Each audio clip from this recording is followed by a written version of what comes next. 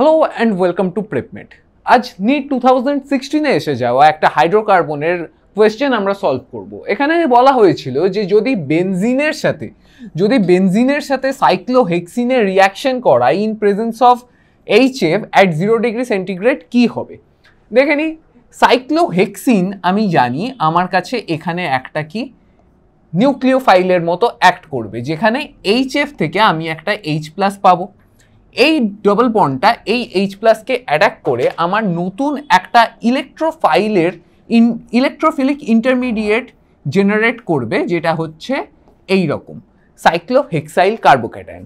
এবার আমি অলরেডি জানি যে বেনজিনে পাই ইলেকট্রন ডেনসিটি বেশি থাকার জন্য যে এ একজন নিউক্লিওফাইলের মতো অ্যাক্ট করবে অ্যান্ড এই কার্বোক্যাটায়নটার সাথে এসে জুড়বে।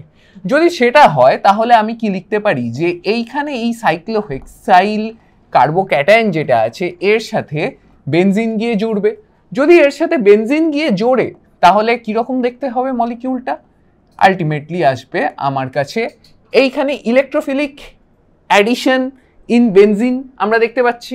তাহলে দেখলে এইটা আসছে আমার একটা ইন্টারমিডিয়েট,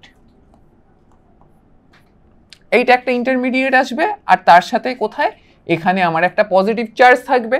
এই পজিটিভ চার্জটাকে নিউট্রালাইজ করার জন্য আমার এইখান থেকে যেই হাইড্রোজেনটা আছে এই হাইড্রোজেনটা ব্যাক করবে আর তার সাথে যেই অপশনটা আমাদের অ্যান্সার হিসেবে আমরা পেয়ে যাব সেটা হচ্ছে নাম্বার 3।